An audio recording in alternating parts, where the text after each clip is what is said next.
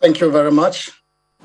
Now, let's begin with the seeming lackadaisical attitude or posture, if you like, of people who don't seem to be aware of the third wave of COVID-19 and therefore are neglecting, in many instances, the non-pharmaceutical interventions to prevent the spread. What's your opinion of this development? Well, thank you very much. I think probably people have dovetailed or they've settled to the thought that COVID is gone. And probably this is as a result of the fact that we've had very low cases in the past couple of months. However, in the past 2 weeks or 3 weeks, we have seen an over 300% increase in the incidence, new cases of COVID in Nigeria. Now, to put it even more scary or realistically, just day before yesterday, in only one day, we had 11 people that died of COVID. If this is not enough to convince anybody that, we are already in a third wave, I don't know what else will convince people. As health workers, it is a reality. We're seeing the increase. There was a time a couple of weeks back that Nigeria will be recording in a day just 50 cases, 60 cases. Now we are going above the 500 mark. We are now going from zero mortality, we're now getting to 11. This is very serious.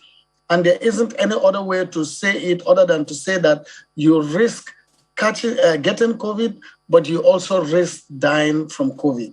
And I think the message needs to go out loud and clear. We need to say it in everywhere that people gather and listen to opinion leaders to tell them that it is a reality that we are facing COVID as a third wave. The other thing to emphasize is the fact that we are dealing with variants globally that is now more infectious, meaning that if you put a number of people in the same room, the previous variant may infect maybe 3 people, 4 people. But now this variant has adapted to the point that it can easily attach to the membrane, to the cells of humans in such a way that almost 6 out of 10 will get this virus once they're exposed to it. So we are in a very difficult situation, and now is the time to nip it before we get to the point where this will be overwhelming. And if we don't, then we are going to be facing what we faced during the first wave and partly during the second wave. A lot of us have lost loved ones, have lost close friends, have lost people that are relations, and I don't want to go through this again.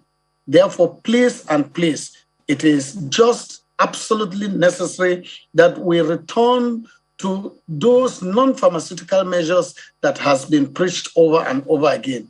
I think if there was any time we learned how to wash hands, we have learned it during this COVID pandemic. Okay. And now it is not a strange thing for us. So we have also learned how to spend a whole day with face mask on. It is not strange. Let's just get back to it. Okay, Dr. Dakum, I want you to speak to the issue of vaccination now. Let's talk about vaccination and the reservations that some people have about taking the vaccines in the first place. And for those who have been fortunate enough to be vaccinated, what about this third wave? They have to be vaccinated again? For now, I think the best thing is you get vaccinated if you have never gotten any shot at all. It is very important. It is the game changer in most of the global developed community. We have seen in the United States, for instance, that you have almost 99% of new infections amongst unvaccinated people. The data is very clear. We have also seen that mortality in a number of situations, in most countries, 99% is amongst unvaccinated people. What else do we need as proof that these vaccines work? Can I jump in here, Doctor? What about fears that some people have adverse reactions to the vaccines? Okay, so why don't we use Dr. Dakum, Dr. Patrick Dakum, as an example? February 4, I got my first dose, okay? What happened was later, I got it at about 10 in the morning. Later in the evening, I started having a slight headache, slight fever. I took 2 tablets of Panadol, 2 tablets of Panadol. End of story. By the following day, the only pain I had was a slight pain at the vaccination site. I got my second dose after then. And in the second dose, I did not need to take a single tablet of Panadol. I was fine.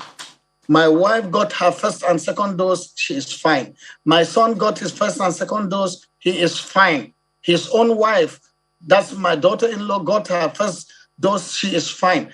You see, there isn't any drug that does not have adverse events. And if you go to NAFDAC, they will tell you that before they will allow any vaccine or medication go into the market, the benefits outweigh the risk. It means some people will have side effects. They will get over it. Somebody may not have. In fact, my own brother, when he got his first and second dose, he's an engineer, he had 0 side effect, not in the first or the second dose. Okay, so, doctor, I'm so sorry side effects are not abnormal in medications. Doctor. Even Panadol has side effects. Okay. So sorry to cut you off there, but we have to go for a break now. And we thank you for coming on News Across Nigeria, for sharing your thoughts on the issue. Dr. Patrick. Please go get vaccinated, and I hope every staff in channels is vaccinated. Dr. Patrick Dacom, the CEO, Institute of Human Virology.